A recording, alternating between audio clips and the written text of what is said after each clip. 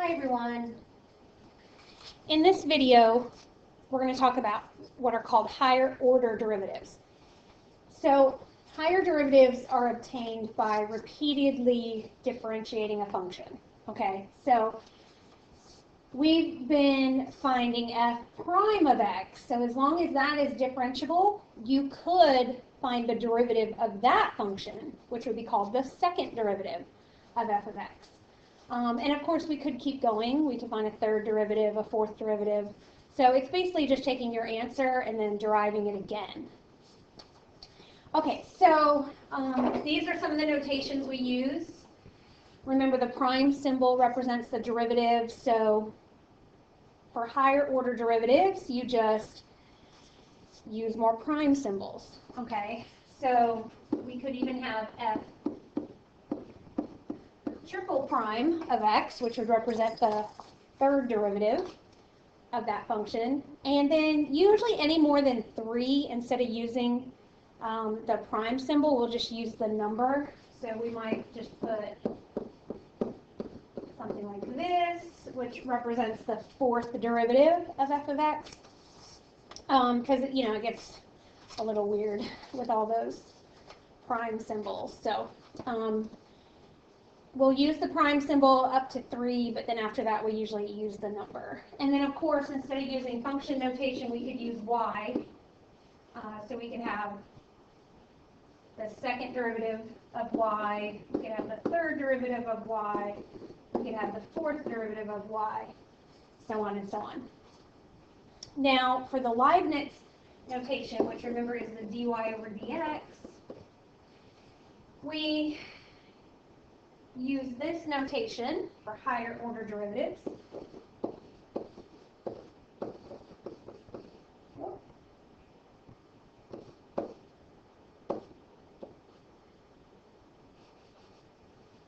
Okay, so let me extend that page. This would be the second derivative of y with respect to x, or we could even have the third derivative of y with respect to x.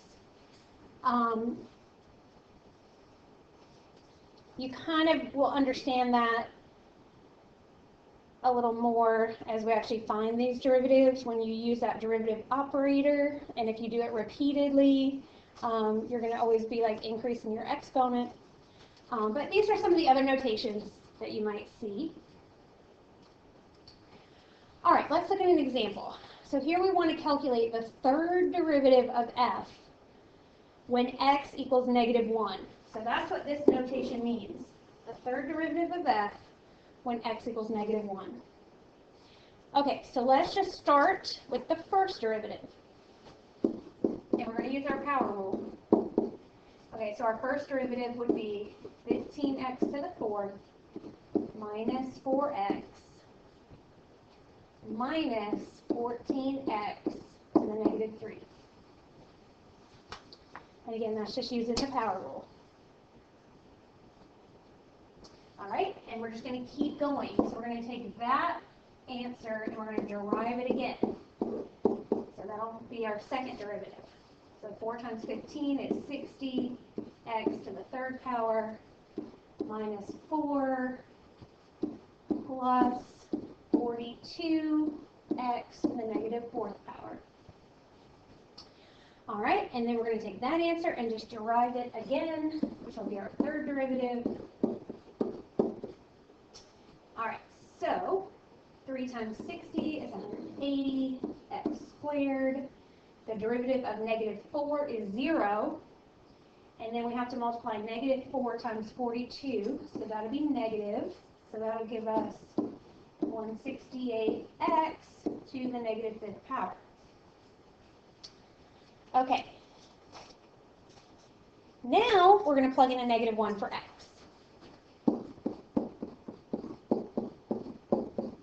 All right, so we're going to get 180 times -1 squared minus 168 times -1 to the -5th power.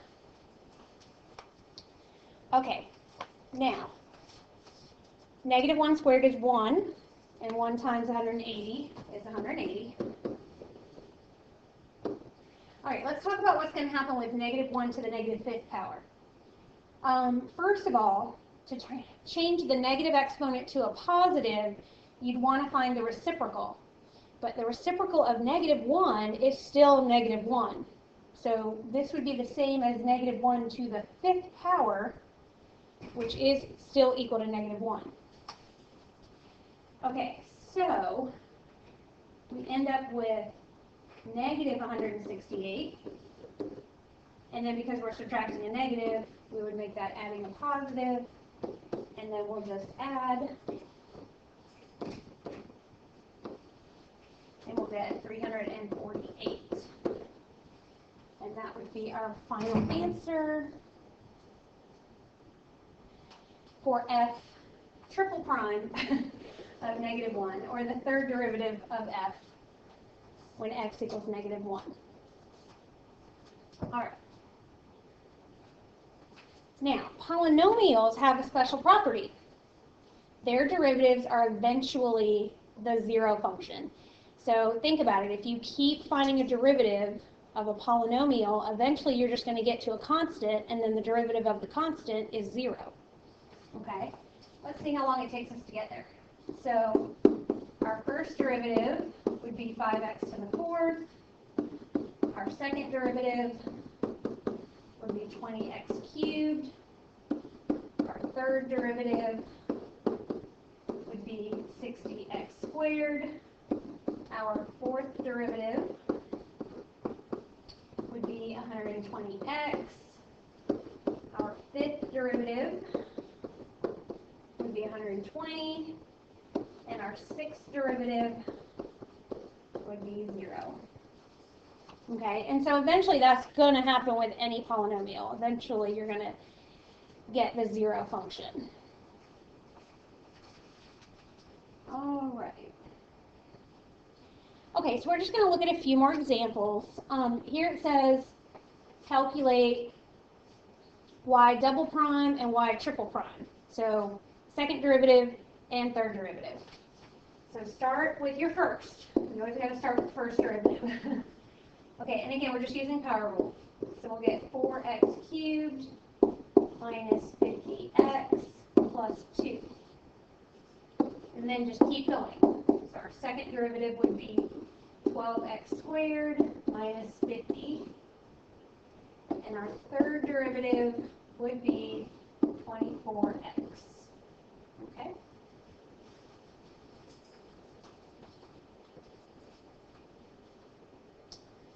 All right, here's another example. Now, this is just a test. Testing 1, 2, 3. Testing 1, 2, 3. Okay, so before I even find the derivative here, I would want to use properties of exponents and make that z minus 4z to the -1 so that I can now use the power rule to find the derivative. So again, let's start with our first derivative. Derivative of z is 1. Okay, and then using the power rule, -1 times -4 is +4. Z to the -2. All right, let's find our second derivative. Derivative of 1 is 0. -2 times 4 is -8. Z to the -3. And then my third derivative would be -3 times -8 is 24. Z to the -4th power. Okay, and then just to simplify that, we'll get rid of our negative exponent and make that 24 over z to the 4th power. And then I could do the same thing with my second derivative, because that's what we were asked to find, and make it -8 over z cubed. Okay?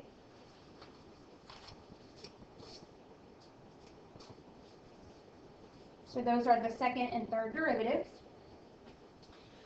Okay, so again, here I'm just trying to show you some of the different notation that you'll run into. In this example, we're being asked to find the fourth derivative when x equals 1. Okay, and we're given f of x equals x to the 4th power. So again, just start deriving. And I'm saying deriving, not driving. Okay, so anyway, your first derivative would be 4x cubed. Your second derivative would be 12x squared. Your third derivative would be 24x. And your fourth derivative would be 24. Okay, so then we would plug in a 1 for x. Okay, now, this function is constant, okay? If you have the function y equals 24, that is a horizontal line that crosses the y-axis at 24. So, no matter what x is, okay, for whatever value you plug in for x, it's still going to equal 24, okay? So, you know, even if it was the fourth derivative of f when x equals 2, that's still going to equal 24, okay? All right, so 24 is our final answer. All right, and here, if you look at this notation, again, this is just using Leibniz notation. It's asking us to find the fourth derivative with respect to t when t equals 16. So notice that our function is x equals t to the negative 3/4. Now, we're basically deriving or finding the derivative of t to the negative 3/4. But I do want to show you how this derivative operator works, okay? If we have, let's say we start with our function, and we want to find that first derivative,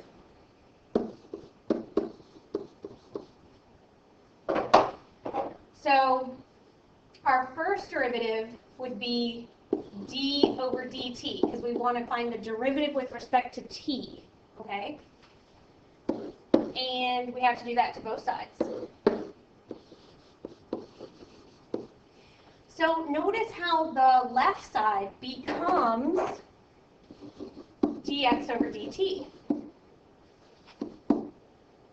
equals. Okay, now we're going to perform the operation on the right side, meaning we're going to find the derivative using our power rule. So we'll bring down the negative 3/4 times t. We're going to subtract 1 from the exponent, so we'll want to make that 4 over 4. So that'll give us to the negative 7/4 power. All right. We're going to do that a second time. Okay, so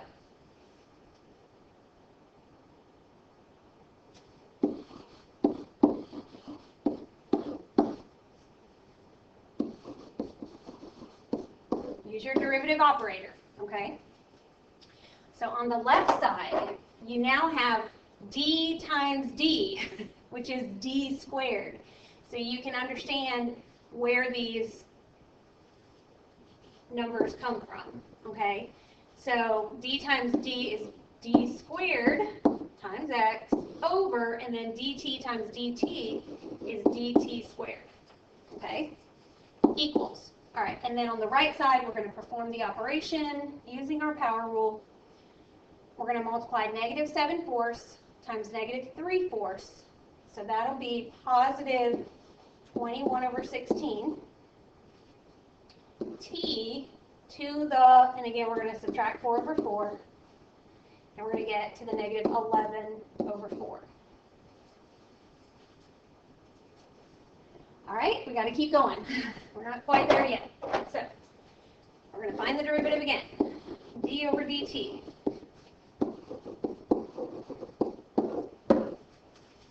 Okay, so on the left side, if you have d times d squared, that becomes d cubed x over, and then dt times dt squared is dt cubed. Equals, apply your power rule again. So we're going to do negative 11 times 21. I'm going to work that out over here.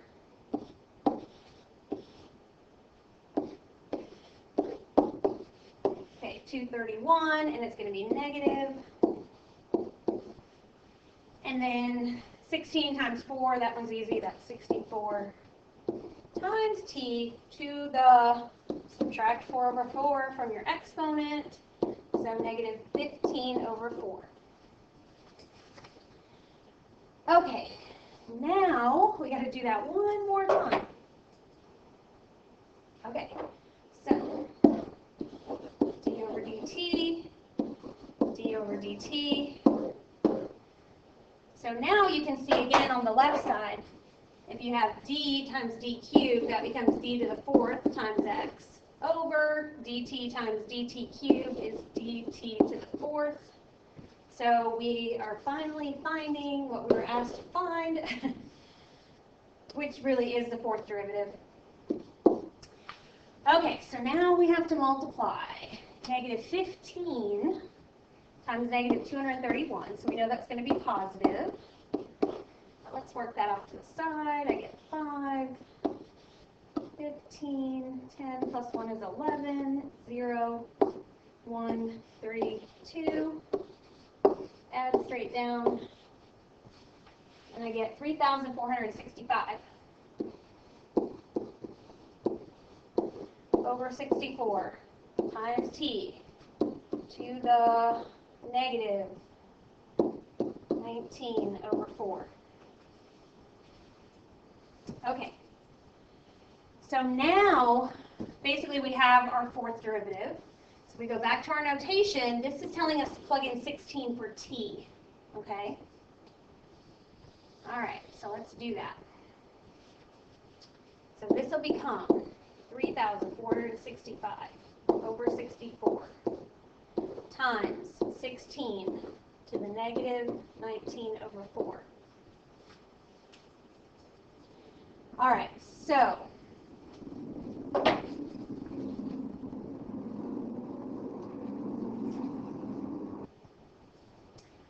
okay, you guys, I just actually realized back up here when we were at our third derivative and then found our fourth derivative that I didn't multiply the 4 times the 64. So this would actually be 256.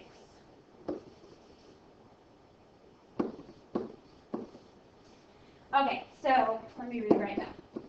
We get 3,465 divided by 256 times 16 to the negative 19 over 4. And that is the fourth derivative when t equals 16. And we are going to stop there. Because if this was free response, you would stop there. Don't even try to simplify that, okay? All right. Here's probably a little bit easier example. Here we're being asked to find the second derivative of y with respect to t when t equals 1. All right, so again, if, let's say this is our function, and we use our derivative operator, so again, d over dt on each side. You can see on the left side how that becomes dy over dt equals, and then, excuse me, on the left side, and then on the right side, we're actually going to find that derivative.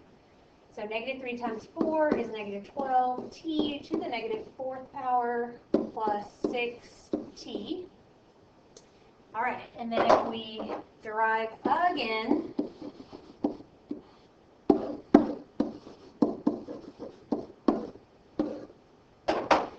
okay, so on the left side, we're going to end up with d squared y over dt squared. Okay, so you can kind of understand this notation now. And then on the right side, we're going to find that derivative.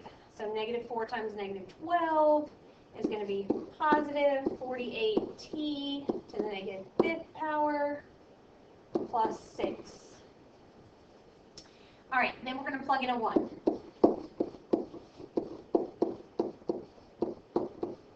Now, 1 to any power is equal to 1, whether it's positive or negative, okay? So this is just going to become 48 plus 6, which is going to equal 54. Okay, so we get our final answer of 54. All right, so again, you guys, some of these examples are to just highlight the different notation that we use, but the main part of this video is that to find what we call higher order derivatives, That just means that you are repeatedly differentiating the function. Okay, so we could just keep going with our derivatives. Okay, so we're going to practice this some more tomorrow in class. I will see you there. Have a good night.